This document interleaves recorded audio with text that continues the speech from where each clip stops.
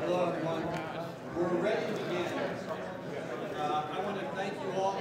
Grab a seat, get your coffee, get your breakfast, grab a seat. We're ready to begin. I want to welcome all of you to the first Carnegie Conference.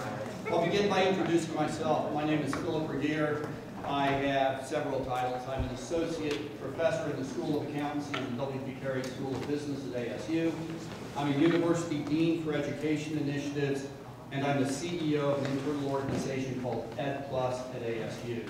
And EdPlus at ASU is responsible for delivering most of what the university does with digital teaching and learning. We provide an infrastructure for the other elements of the university, the academic enterprise and the learning enterprise and the knowledge enterprise, to do what they need to do with digital teaching and learning. And so it's a great honor to welcome you. You know, I know many of you probably landed last night and then you got in the car and you went to the Valley Ho. And then you came here, and so you probably think that you landed in a little bit of a different planet. So let me explain first off what SkySong is, and I'm going to be very brief. But SkySong, this is a public-private partnership between the ASU Enterprise, the Enterprise Partners, which includes the ASU Foundation, and the City of Scottsdale. And basically, the ASU Enterprise Partners has 2 consecutive 99-year leases to develop this property. This was land that had lain fallow for a decade and a half. It was a failed shopping center. The city council didn't know what to do with it. And President Crow met with those people and convinced them to build a European-style research park. And that's what this is. The first building opened in 2007. 4 other buildings have opened since that time. It houses about 50 startup companies and entrepreneurial ventures, as well as some large public companies as well. And so it's a really interesting place. I hope you get a chance to walk around SkySong. And if you walk up to the 2nd floor, that's the home of EdPlus at ASU. And we'd be glad to welcome you and show you around a bit there as well. I want to thank the sponsors of this conference. I want to thank the Charles Koch Foundation, the Stand Together Network. Obviously, I want to thank Carnegie for sponsoring this. And now it's my pleasure to turn it over to Jacqueline Smith, who will introduce herself, and she is the Master of Ceremonies for the rest of the day. So thank you very much for being here.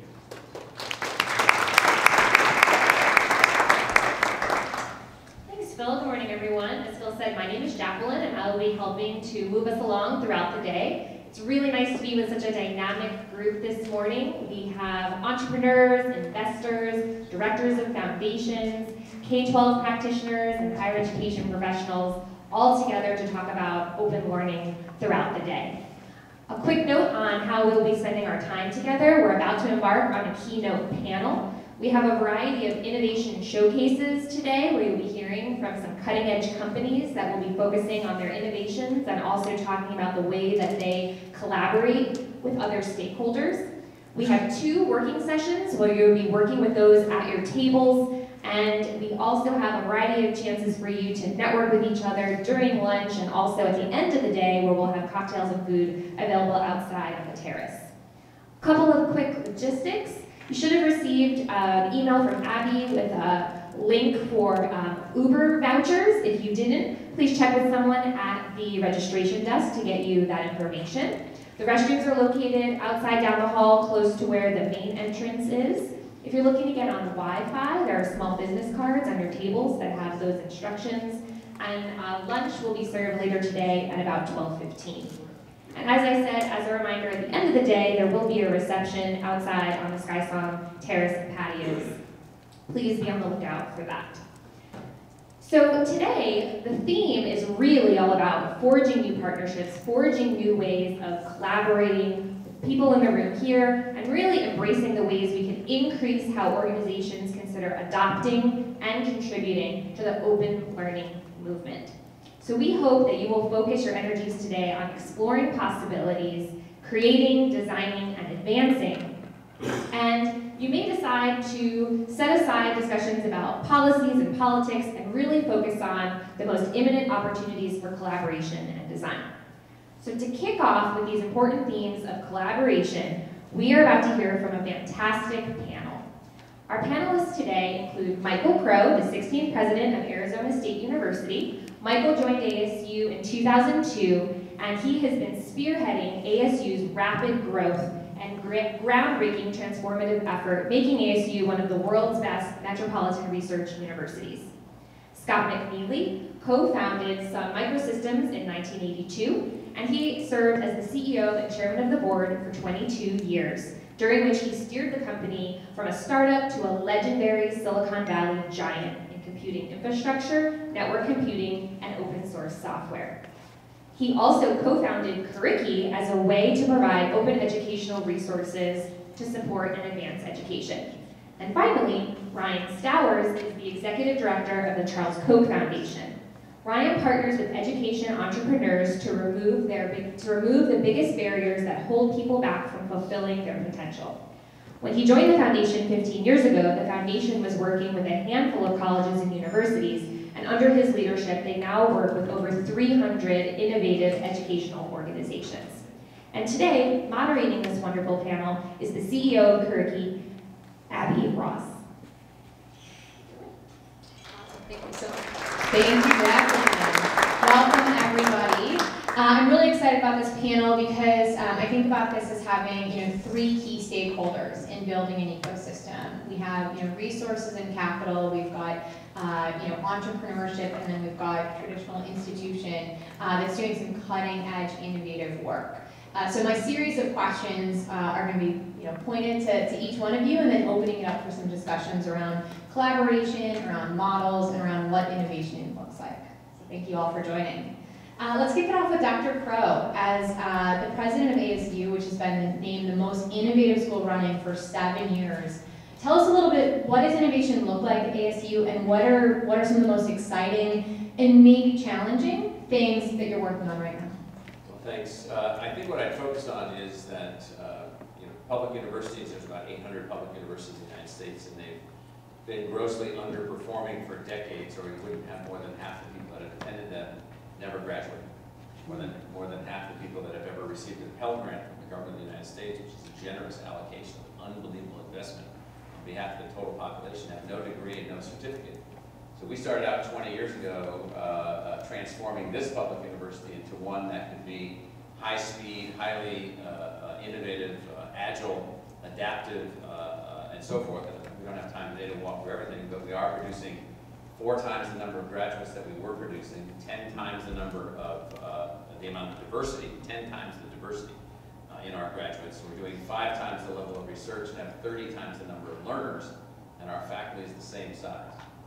And we did that by altering everything. We went from 40,000 students attending the university for degrees to 150,000 students attending the university for degrees, about half on campus, about half online, by basically changing the concept of innovation away from the notion of, do you have an innovative faculty member? I hope so. Do you have an innovative faculty? I hope so. Do you have an innovative institution? Almost no one did. Almost no one does. So we altered innovation to be institutional in its orientation. We did that by embracing technology, embracing partners. We have 300 partners. We have equity positions in 60 companies that are advancing their technology with us. We have 300 relationships. Even since the beginning of COVID, we've decided to accelerate all things related to innovation on all levels. We produced 50 new internet-delivered, online, high-technology-enhanced degree programs since COVID started, designed them and launched them. Perhaps one way to sort of give you some sense of innovation is partnerships with Curriki, partnerships with Koch Foundation, partnerships with companies, partnerships with, and you won't hear me mention many other universities that are very difficult to partner with. They are very difficult to partner with. But I mean, here's just a funny, quick story. So we do have 800 students this semester in a very advanced study of a project that we launched since the beginning of COVID. About half of them are taking Biology 100, which is a science course for non-science majors. About half of them are taking Biology 181, which is the intro course for biology majors, so science majors. Their labs this semester are not on Earth. Their labs are in virtual reality off the Earth in an alien zoo built by an unknown species, filled with thousands of other species gathered from around the galaxy, designed by an Earthling named Steven Spielberg. You go to this alien zoo for your lab. Your lab for these classes then produce the results that we believe will be consistent. 3 grade level change in your learning outcomes. 3 grade level changes. No more F students. All F students become C students. All C students become A students, and all A students become master learners in biology. Now, why would we do that, spending millions and millions of dollars, $20 million more, what it's taken us to do this? Because we're sick of all the whining and the complaining that you can't produce STEM majors. We're sick of all the losers who are talking about how China's going to beat us and beat that and be better than us and all these other things. But those are just losers. And so the way that you have to move forward is by partnering with other companies. We built a relationship with Dreamscape Immersive, a company in Los Angeles. We built a relationship with a fundamental laboratory in Switzerland. We brought in our faculty, we brought in our staff, we created entire new labs, and from the time of COVID until now, this semester we launched for 800 students an alien zoo, which you visit in virtual reality, in which you learn biology in ways you never learned it before, because it activates another part of your brain other than the boring pablum of a professor standing in front of you in a class, suggesting that you somehow understand genetics by just thinking about it. Why don't you experience it in the alien zoo? So I don't know if we have you all set up to go through the alien zoo experience or not, but we can do that. And so innovation for us is at the heart of overcoming the failures of the system. Half the kids that go to the public universities do not graduate. A quarter of the kids that go to high school do not graduate. A quarter of the others that do graduate are not prepared for the 21st century. We got a lot of work to do, and it's time to innovate and partner.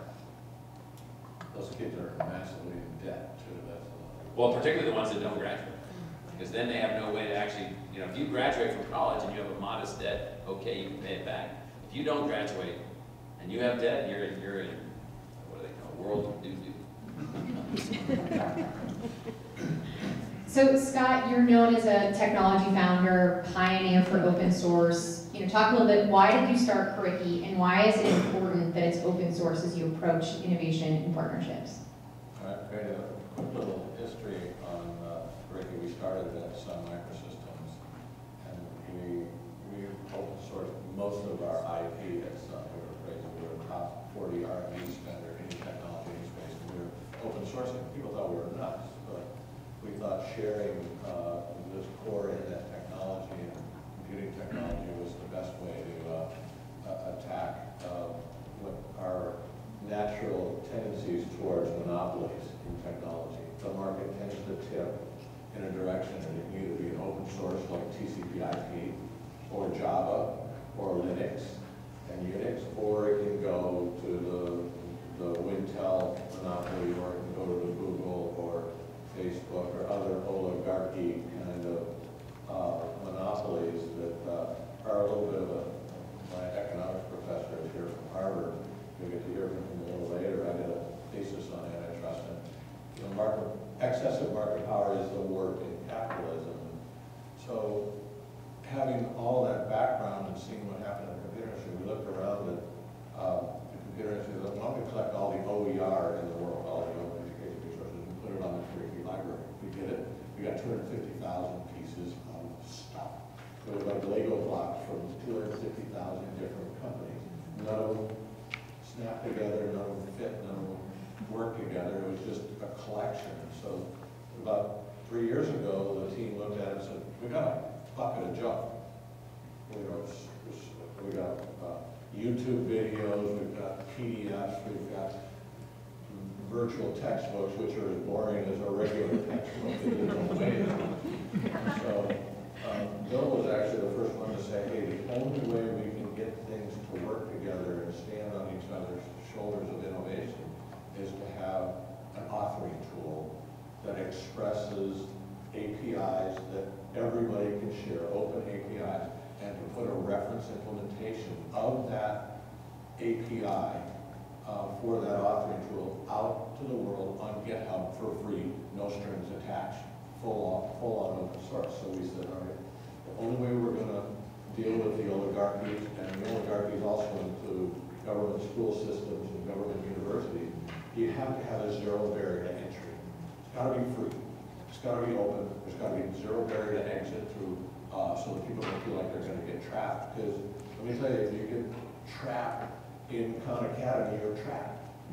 And they control and own what happens next and all the rest of it. So we went out and we were a little late. We launched Cricky Studio about 6 months after the lockdown.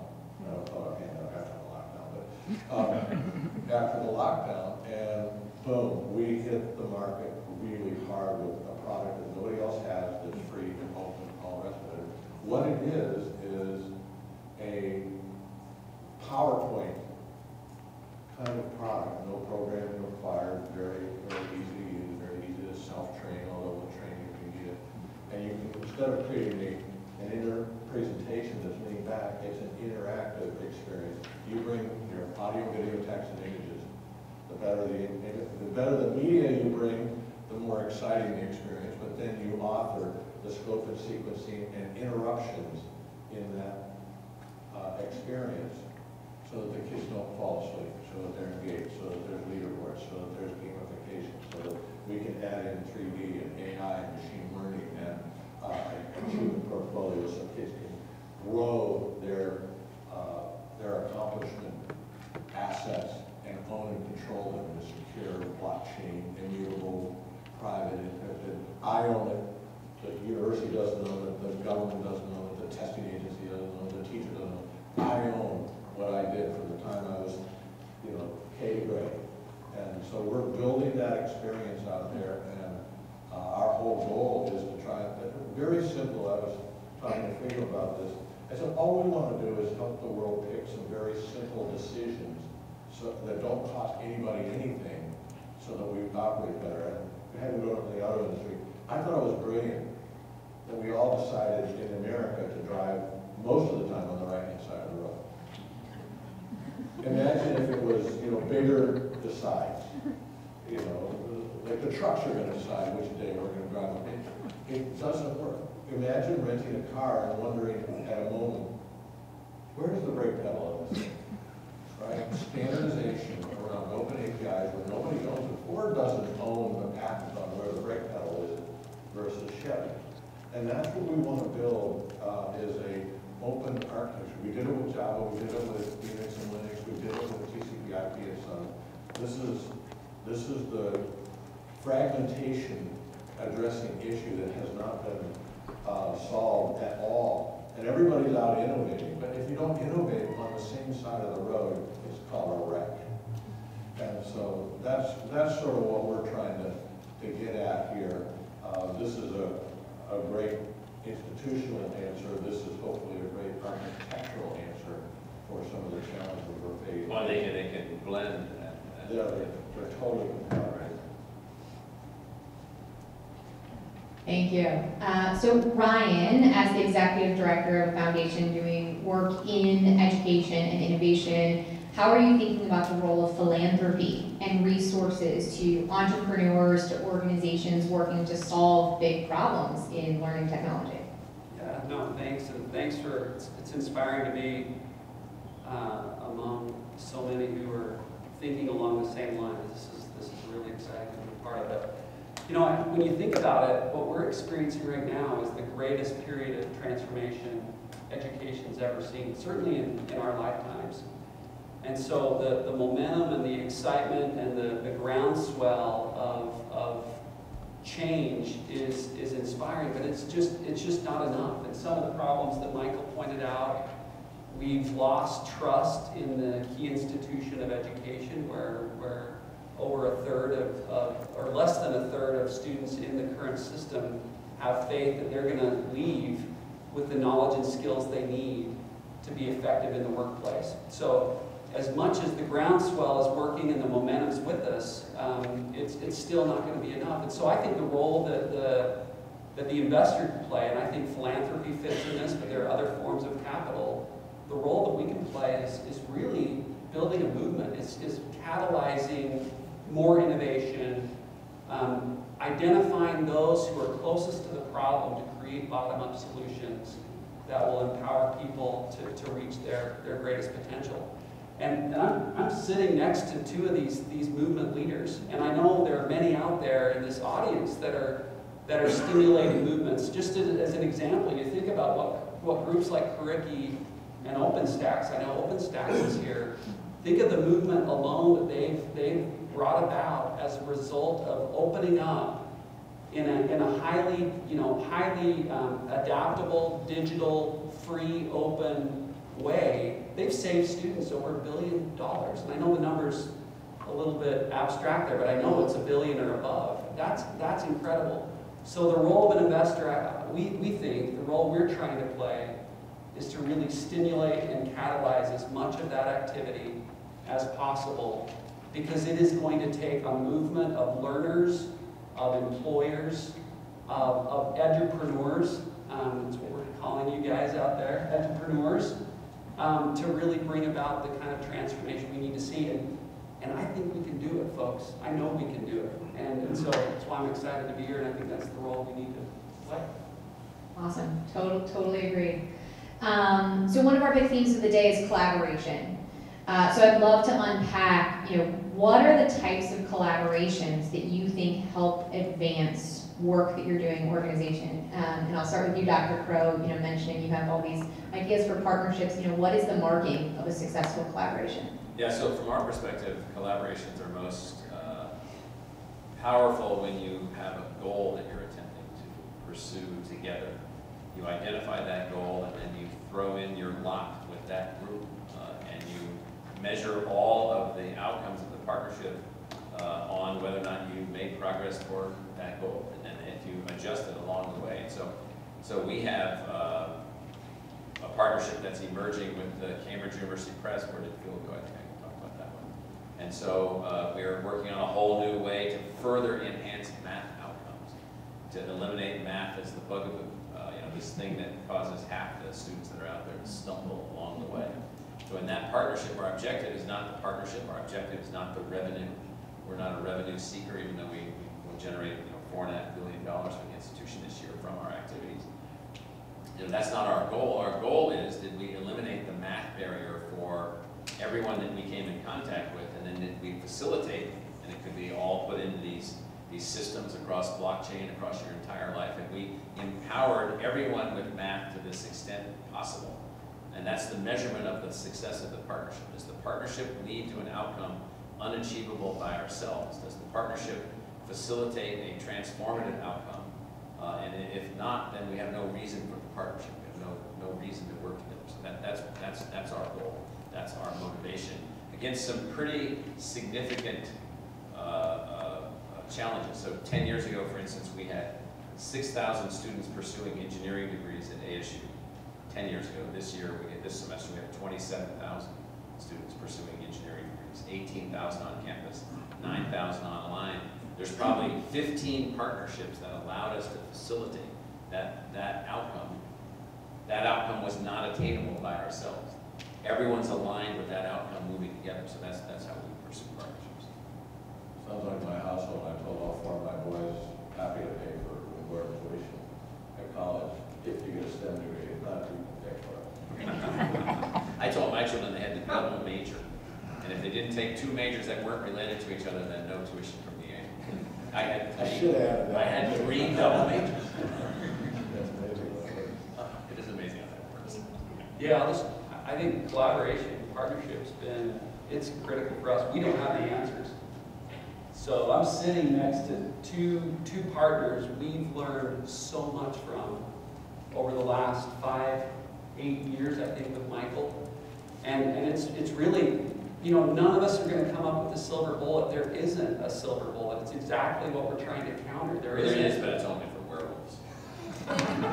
There's not a one-size-fits-all solution, right? And so, by nature, the only way we're going to solve this problem is identifying partners with aligned vision, with complementary capabilities that can help us come up with dynamic solutions for the modern-day dynamic individual learner. And that's the opportunity we've got in front of us. So I think partnership, this kind of collaboration, is the only way. It's not a nice add-on. It is the way we're going to solve some of the problems in front of us. And these guys are great examples of that. You know, there are a handful of others out there that are as well. Yeah, so when Scott talks about what Riki's doing, you know, we look at that and we say, yeah, we need to figure out how to make certain that every learner has access to their own way to project themselves. Here's everything that I've learned. Here's every encounter that I've had. And as you move through your life, whether you're in college, whether you're learning later, whether you're learning new things at work or whatever, it could change everything. No more are you going to be filtered through some teacher who doesn't care about you, or some system, or some teacher that over cares about you. It works in both directions. And so we see this as the movement towards individual agency in a highly industrialized educational system that has not done well. And so we need to work in a new way. So when I hear him talk about you know, open source and openness, we're like, yeah, let's do that. How can we be a part of that? How can we work on that?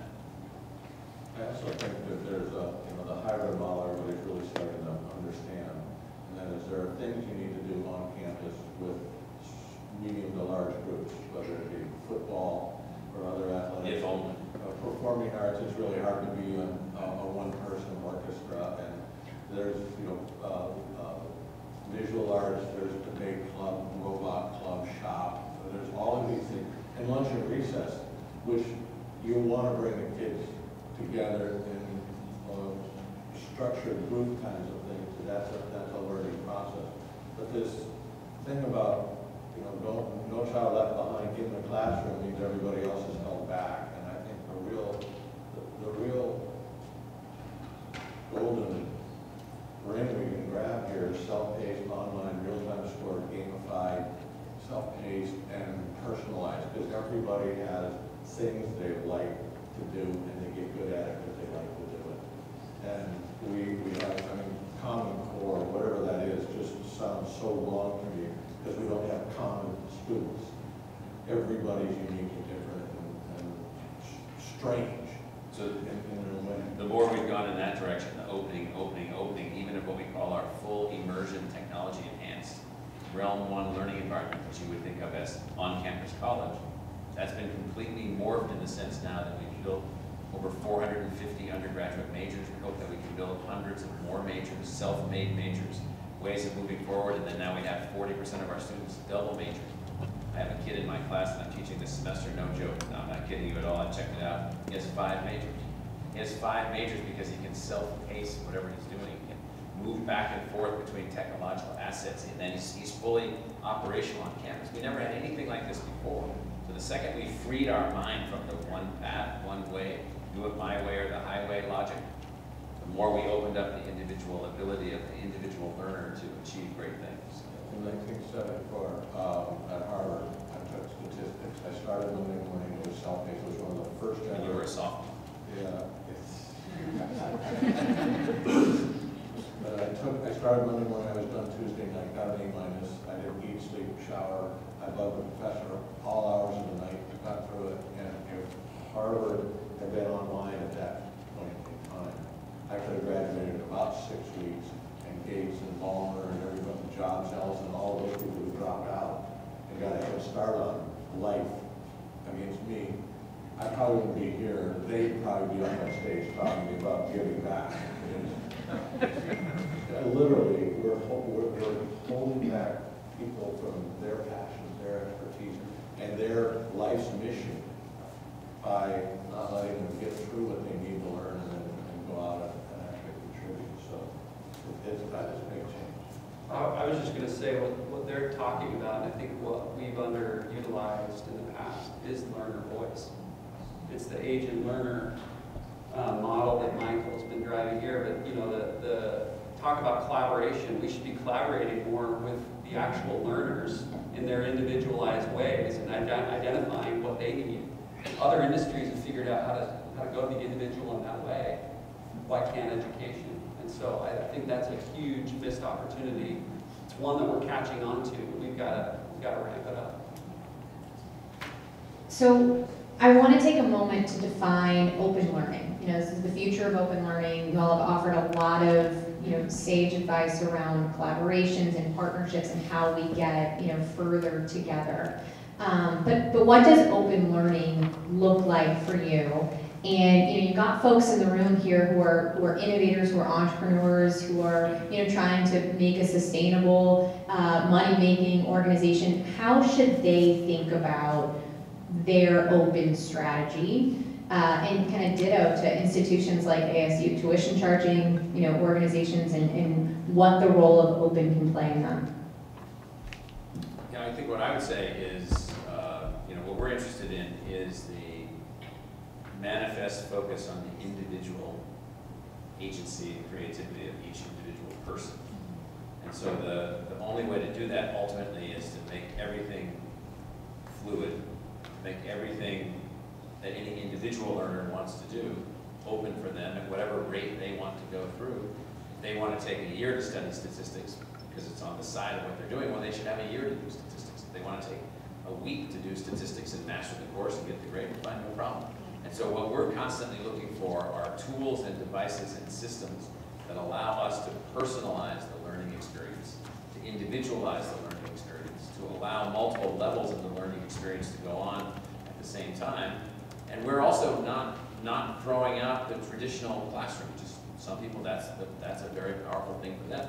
So we're trying to create an environment in which you have a unique set of pathways where any individual can find the way that optimizes and maximizes their individual pathway to learning. How do you do that within a university? We're not 100% certain, because there is a big sociology to a university, both on campus and online. But we only do that by partnerships. We've outlined a series of technologies that we wish we had, a series of tools that we wish we had. We don't have them. We're looking for partners all the time, more and more partners to devise mechanisms and pathways. And so for us, it's the opening up of everything. In fact, we've just restructured the entire institution as a part of the next step of our evolution, where we've structured ourselves into what we call an academic enterprise, which are degree-oriented pathways, a learning enterprise, which is every learning asset that we can produce from everything that we have, everything that we can collect, everyone that we can partner with, and offering that to any citizen at any point in their life, across the entirety of their life. That's new for an institution like us to take that on. And then what we call the knowledge enterprise, which is this constant repacking everything that we know, and then taking everything that we know in any field and making that available to the learners in all fields. So we've restructured even the intellectual design of the institution. Now to do that, we have a quarter of the tools that we need at the most. So my view on this is that there's two areas here. There's the .com, and training and learning in that world is a competitive advantage for a profit motive. But the .edu, the .gov, and the .org world is sort of we're all in it to create a really open, low barrier to entry environment. So what are the barriers to entry? I think one of them is the admissions department. Whether it be the admissions is you have to live in this neighborhood to go to this school, or you have to pass the entrance exam and process for applying to Harvard or whatever it may be. Those barriers to entry, they should be zero. And ultimately, there shouldn't be admissions committee. There should be committees that say whether or not you're a diploma. Those processes should say, yeah, you got in and you actually passed. You actually showed a level of competency so that people can then say, all right, they went to ASU and they acquired some certain level of competency. I think we need to break this model of, the specialty. You're doing it more than any other WGU is doing it, and letting people just, you go and then you should pay for the diploma, not pay to get in or pay to be. And ultimately, you should pay based on how much money you make later, because I think one of the most important roles of education is to allow everybody to be self-determined in their life and not be reliant on somebody else. So that's a big deal. The second thing I think we need to do is the reason I'd love to hear comments, Ryan, on this, is I'd love to see philanthropy get a little more aggressive about being open.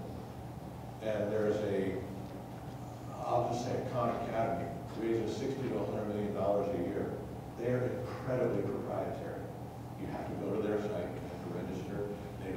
their IP, whether it's the infrastructure IP or the actual content, to be free or open or shared or approved upon. It is their way or the highway.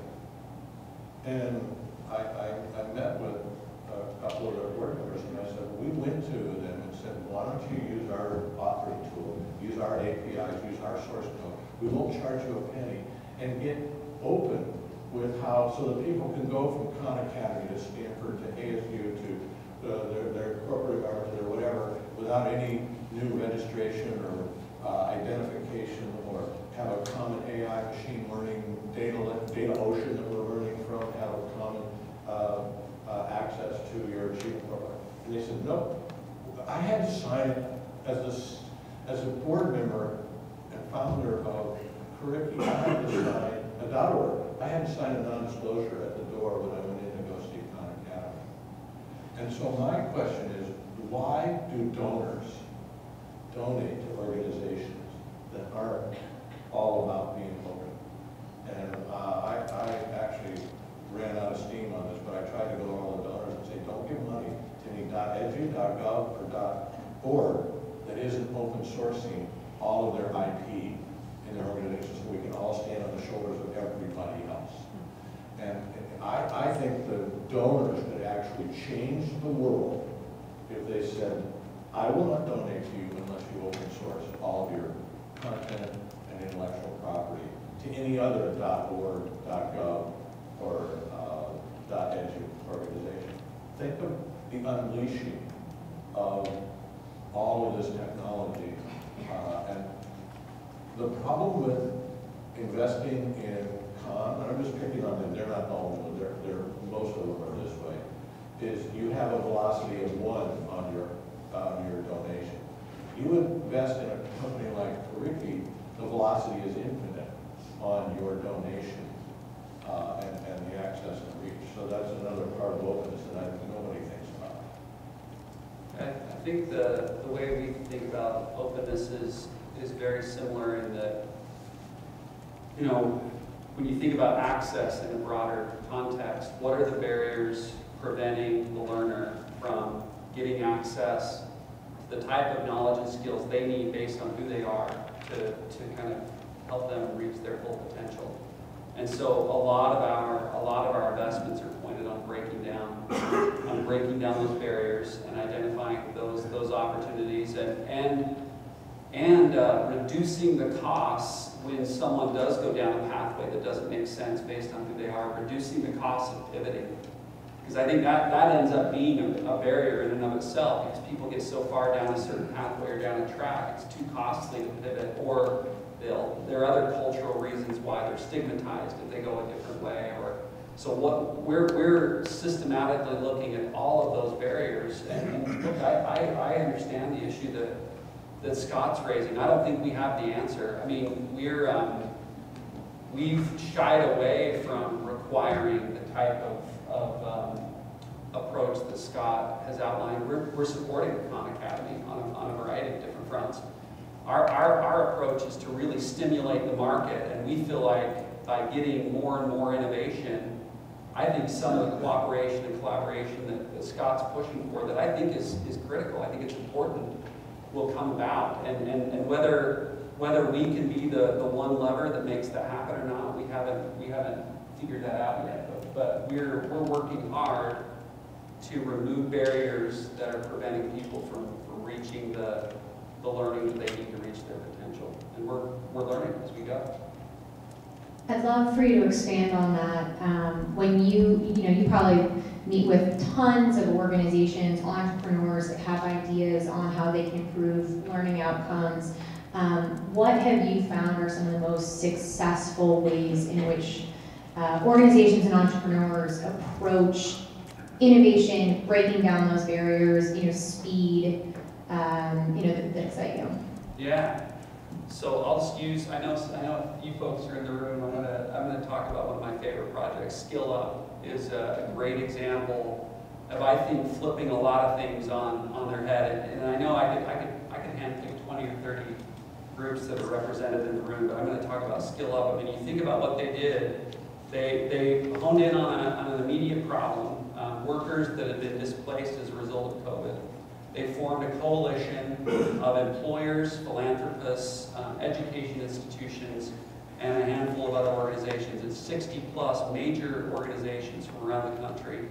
They created an app technology that allows the learner, or in most cases a worker that needs to be upskilled, to go to the app, go through an adaptive process to discover who they are first, what their aptitudes are, what their weaknesses are, and then connects them with a learning opportunity that then connects them directly into a job.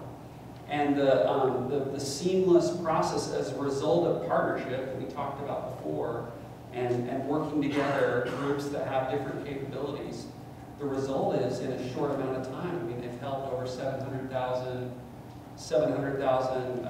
people get placed in a much better position than they have been with or without COVID. And so it's just a great example of getting employers involved, because employers involved sending a more direct demand signal back into the system that can help learning institutions tweak what they do in order to better equip people to get prepared for what they need. That kind of, those silos need to go away. We need to think about learning and work and lifelong learning in a completely different way. I think Skill Up's a great example of what's possible if people work together on it. That's a fantastic example. So one of our, some of the things that we're going to do today is we have some working sessions. So we're going to be kind of talking about the ecosystem of learning technology, talking about drivers, barriers, players and partnerships, and resources. One of the things and then we're going to design an ecosystem for innovation. One of the things I'd love for kind of attendees to get your perspectives on are, what are some really exciting models of an ecosystem that's arranged around an organization, and what should folks in the audience here use that as an example as we enter into discussions?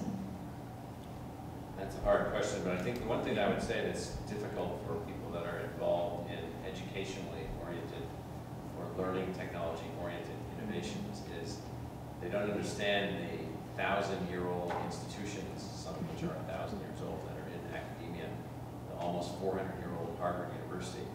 There's constantly this rhetoric, oh, those guys are going away. That's a foolish concept. Those guys are not going away. They're going to morph and they're going to change, which means then that in learning technologies and educational technologies, what you want to find are partners, both the private sector, the .org sector, the .edu sector, who are in it for the long haul, like Scott was. I mean, they're in it for the long haul. This is a long-term process. And you have to be willing to enter these things. We found this with all the partners that we have in a phraseology that we use called design-build mode of thinking. You design your idea and you start advancing. You launch it into the water as soon as possible. If it sinks, you design something else. If it sinks again, you design something else. You just keep going and going and going, altering your design as you're building your learning technology or your education technology. There is no panacea. There is no, I've got the silver bullet, as we heard earlier. There is no, I've got the algorithm, everything's going to change. And there's all these people running around thinking that they have that. Within this sector, unlike other sectors, it doesn't work that way. People always criticize the education sector and the healthcare sector. They're not the same as the other sectors. There are 12,000 cancers that attack human beings. And every cancer in every human being that's manifested is unique. No two cancers are the same. How could it ever be then that that sector could work like any other sector? There are no two learners that are exactly the same. And so once you realize that the standard industrial thinking, the standard logic of all things in the private sector doesn't work. So therefore you need a new method, and the method that we think works is design a nugget, launch it into the water, and build it and design it while you're moving it forward, and see what you can keep that stays alive long enough, and then has some kind of impact. And if you think some other way, and there's carcasses everywhere in the private sector, billions of dollars that have been invested for all these magic elixirs and magic learning solutions and so forth and so on. They don't work. The only thing that works, I think, opening everything up is going to be a key factor. Giving everyone a blockchain capability to understand the entirety of your learning for the entirety of your life. In fact, I sort of have that in my head. I wish I had it so I could show somebody. And so those are the ways that we have to do this. And very few companies and very few .orgs, very few .nets, very few .edus understand that. Those that understand it, that's where the solutions are actually going I forgot the question. Sorry, I was so entranced. Yeah. It was a zinger. Sorry. to. I saw Ryan eat his breakfast. He had a bowl of oatmeal with nothing. Hey, there was brown sugar on that. What did you put brown sugar on? What are some exciting models that you think build an ecosystem that's set up for success? Yeah, I used the Skill Up, and others have mentioned WGU. I'll talk about just another model that I see. There are a handful of these, and I don't know if any folks are here, but the Ed Design Lab model, where you look at community colleges and the opportunity that both the barriers and the opportunities that community college represents right now. And then these intermediary groups that go in and bridge the gap between the employer and what's needed and the learning institutions and what's being offered. And just breaking down those barriers, there's a direct connection between the skills they're gaining, the competency that they can demonstrate, and the jobs that they'll get connected to coming out. And breaking down those barriers, it's just having a huge, there's a huge positive response to this, and it doesn't take much to do what Kathleen Delaski and her group at Ed Design Lab are doing. And there are a handful of these popping up all over the country. Some of them are employer-driven, some are more intermediary-driven, but that model is, I think, totally untapped, and I think it's one that ought to be exploded, built on. So I think there's some challenges. We didn't give our kids phones until they were 13 and 14, and we didn't let them have social media until they had been accepted to a college. And I look at, and the Nintendo game machine, somehow I tripped on it and it broke and it never got repaired. And so I look at, kids want to learn, but it has to be fun, exciting, real-time story. It has to be gamified, it has to be exciting, it has to have unbelievable. And the billions we spend on games, and we think about the hours kids are spending on gaming, and the hours they're spending on social, and the total opportunity cost of those hours is kind of stunning. And you see parents putting iPads in the stroller, and they're not doing educational stuff.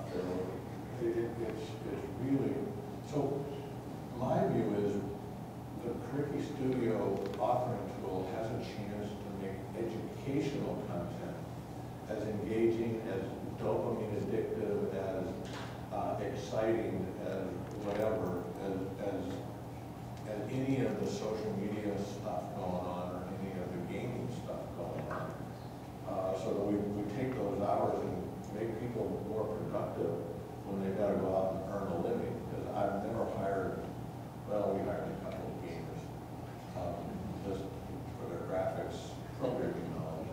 Thank goodness. Yeah, but most people hire me don't want gaming experience, and 40 hours a week on social as part of their resume. So we've got, so I think an authoring tool that allows us to get really great media out there in a scope and sequence curriculum experience is great. The other half of it is we need really great content, really great media. We need to apply that. So Time Warner and it can't just be shaky video, TikTok video stuff.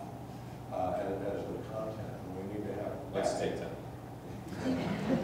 And we need epic audio, video, text, and images that we can put in front of the kids. The studio's no good without. Studio doesn't create the content; it allows you to organize and interrupt and activate. So that's the big challenge we have, because I think self-paced learning thing that isn't real time in everybody's life is when you take a test in a classroom and they come back 3 days later and you tell you how you did, or you go out and ask everybody else a question. There was a clock when I took my SAT test in high school, but I had to go play a football game, so I left early, and somebody told me that was not a good idea. To leave an SAT. You made it, you did all right.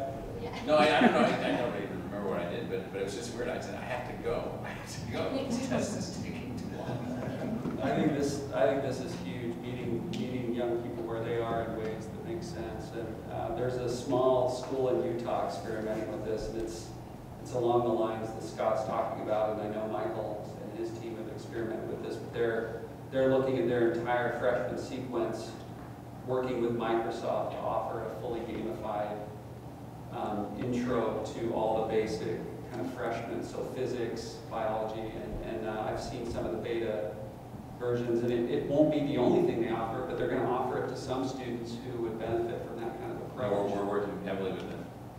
Yeah, and so I think that's huge. So to wrap up, you've got folks in here who, I know would love, what is your call to action that attendees can walk away today to help catalyze innovation? What's your hopes and dreams for everybody here? From my perspective, we're looking for people that want to start working at something. You come to us and try to sell us something, we're like, hit the road. What we're interested in, what problem can you help us solve? If you help us solve that problem, you'll sell more of your stuff than you could ever possibly imagine. And so for us, that's the way that we're working. We're working with hundreds and hundreds of groups that way. How can we throw in together? What can we work on together? We can work out all of the complexities of intellectual property and all that kind of stuff. And so for us, it's like we have to even this lingo. Are they a vendor? Are they a vendor? In the ed space, if they're a vendor, we're like, nah. So we buy some software services from some vendors. That's it. Everybody else is not a vendor. They're a partner, or we're not able to work with them. So it's basically, what idea do you have? We have this list out. Here's the technologies we wish we had. Here's what we wish we could be able to do. Here's the things that we're struggling with. We're struggling with every level of complexity that you can possibly imagine. We now have hundreds and hundreds of thousands of non-degree learners that are attached to us in some way or another. Millions, if you look at one of our programs. Millions. How do we deal with all of that? How do we manage these people? We have thousands of people who are earning their way into college by taking adaptive, highly personalized, individualized learning platforms that we build. How do we work with them in other parts of their life? How do we connect them to other things? And so that's what we're looking for. Our call to action is pretty clear. We have millions and millions of dollars worth of IP sitting on GitHub in source code. Steal it. We have a reference implementation of the Cricky API called Cricky Studio and Cricky Go. Just run it on any cloud environment and go with it. We won't charge you anything for that. And at a minimum, look at all the APIs that we are expressing with the Cricky platform and use those APIs so that we're all driving on the same side of the road and we all know where the brake pedal is. And that means all of our innovation will be standing on the shoulders of everybody else's innovation. And it'll make the investment dollars that these guys have literally a velocity of infinity versus one. So those would be So related to that, we just discovered that the Sim Earth game, which is not a game, it's a real learning platform, is all open source code. We just had a donor give us $1 million to take that open source code and now develop a Phoenix-centric Sim Phoenix that will now become a learning tool throughout every place that we can connect it to in an open source evolving code that will not just be the game Sim City. It'll be how do you actually take the 5 million person city of Phoenix or this county here, and how do you actually evolve it into the future at all levels of learning, college, everything. So that's an example of, we found this open source code, we found this donor that was interested in this, we brought these two things together. The oldest person working on this project is 25. The average age of a person working on this project is probably 19. It's unbelievable. I think my call to action would be to think about us as potential barriers. The way that we think and act about education can be a barrier. We all came through a system that was one size fits all, highly standardized. And the risk of not challenging ourselves to rethink is that we tweak at the margins, or we only make things the kind of status quo marginally better. And instead of thinking maybe a little more radical, a little more transformative. And the biggest opportunity I think we have to think totally differently is all around individualization of education. And the biggest step I think we miss is helping learners identify who they are as they create a pathway, so that they can build a pathway based on who they are.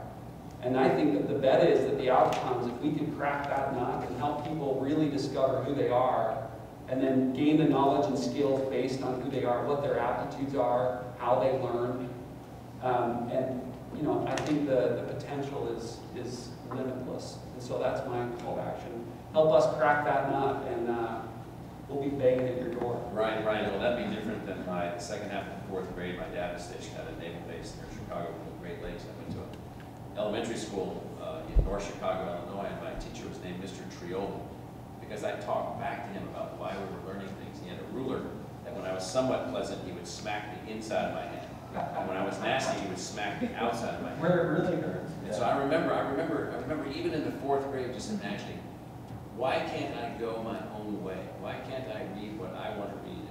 And we can learn this stuff in different kinds of ways. He would just smack my hands with this ruler, telling me I need to shut up my little mouth. And so, which I never did. Yeah, look what happened now.